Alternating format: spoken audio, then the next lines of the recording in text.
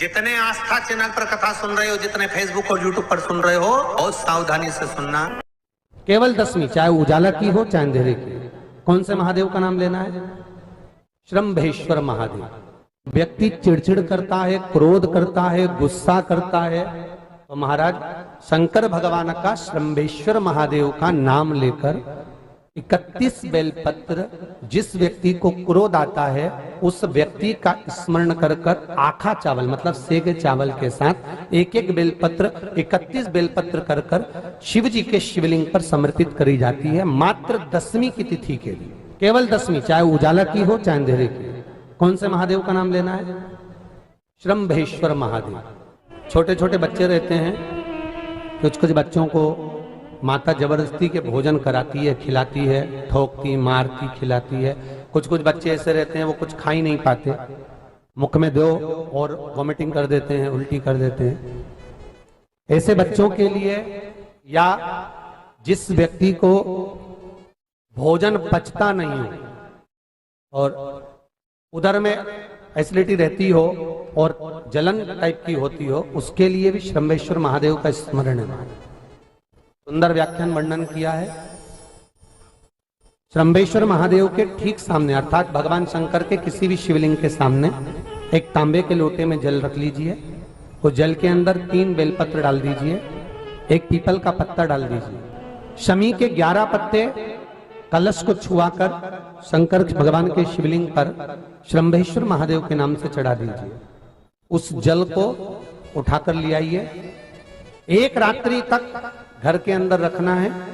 उस जल को श्रम्भेश्वर महादेव का नाम लेकर जिस व्यक्ति को एसिडिटी होती हो या उदर खराब रहता हो या भोजन नहीं पचता हो या पेट से जुड़ी हुई प्रॉब्लम हो या बच्चों को भोजन कराते हैं और वो वोमिटिंग कर देते हो, ऐसे बच्चे को या भोजन नहीं भा रहा हो ऐसे व्यक्ति को उस जल को सुबेरे दोपहर शाम 3 बार श्रम्भेश्वर महादेव का नाम लेकर आचमन कराना प्रारंभ कर दो, पिलाना चालू कर दीजिए। 3 या 4 दिन पिलाओगे, अपने आप उदर में भी आनंद रहेगा, बच्चा भोजन करना भी प्रारंभ कर देगा।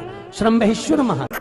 हम तो कई बार कहते हैं महाराज जी, अगर ऐसा लगे किसी औषधि को आप ले रहे हैं, मालूम पड़े कि औषधि आपको लग नहीं रही है, शिव महापुराण की कथा करेंगे, मान लो औषधि आपको नहीं लग रही, आपने औषधि बहुत दिनों से ले रहे हो, कोई दवाई, मान लो आप किसी भी दवाई को ग्रहण कर रहे हैं और वो औषधि लगी नहीं रही है, वो शरीर को लगी नहीं पा रही और आप ठीक ही नहीं हो पा रहे, 15 दिन हो गए, 8 दिन हो गए, बताओ, उतना की उतना ही, वही की वही लीवर, वही की वही किडनी, वही की वही स्मरण, सभी कुछ वही है, उतने की उतना ही। बीपी भी ऊंचा नीचा चल रहा है पर लेवल में नहीं आ रहा, शुगर भी लेवल में नहीं आ रही, तो प्रयास करा करो महाराज। बेलपत्री के फल का जो गुर्दा है, अंदर का जो भाग है फल का, उसको पानी में गला लीजिए और बीमारी जरा दवाई लगी नहीं रही हो उसको पानी में गलाइए। आधा घंटा पानी में, जैसे आपको सुबह मंदिर जाना है 10 बजे, तो सुबह स्नान कर कर कम से कम 6:30-7 बजे उसको पानी में गला दीजिए और उस बेले के फल का गुर्दा से गला हुआ पानी शिव जी को ले जाकर समर्पित कर दीजिए महाराज। उस पानी में से थोड़ा सा 1 चम्मच पानी शिव जी पे चढ़ा हुआ लेकर आ जाइए। उस पानी को जो बीमार व्यक्ति है उसको औषधि देने से पहले मात्र आधी चम्मच से भी आधा चम्मच उसको दे दीजिए।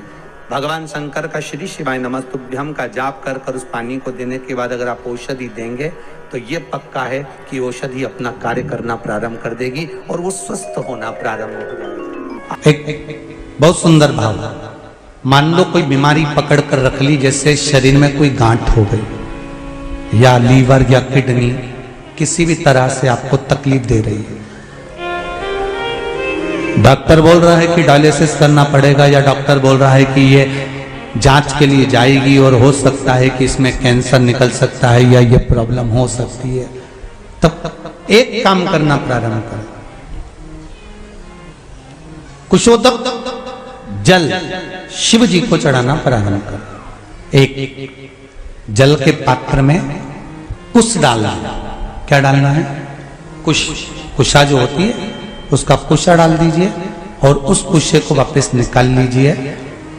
10 मिनट 20 मिनट तक उस जल के अंदर कुश पड़ा होना चाहिए।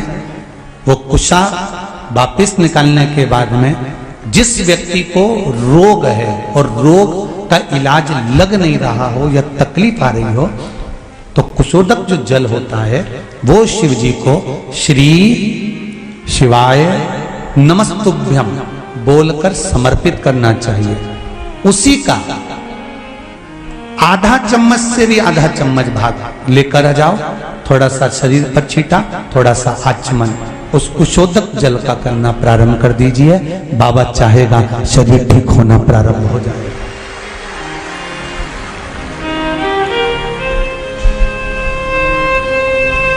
शिव को समर्पित करा गया।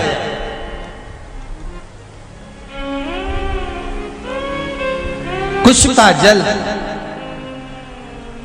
भगवान शंकर को जब समर्पित किया जाता है तो केवल शिव के लिए नहीं रहता, वो जल हमारे पूर्वजों के लिए भी रहता है।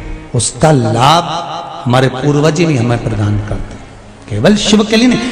पहले की कथाओं में कहा है जब हम शंकर भगवान को जल चढ़ाते हैं तो उसके हिस्से हो जाते हैं। वो जल के हिस्से शिव को चढ़ाते से ही हो जाते हैं। 33 कोटि देवता में चले जाते हैं, गणेश जी का चले जाता है, पितरों का चले जाता है, भोलेनाथ जी का चले जाता है, वास्तु को चले जाता है, आहू दोष में जाता है। ये हमारा एक लोटा पानी जो हमने शंकर भगवान को चढ़ाया उसके हिस्से अपने आप भगवान शंकर उसी समय पर कर देते हैं और हमारे जीवों को तृप्त कर देते हैं।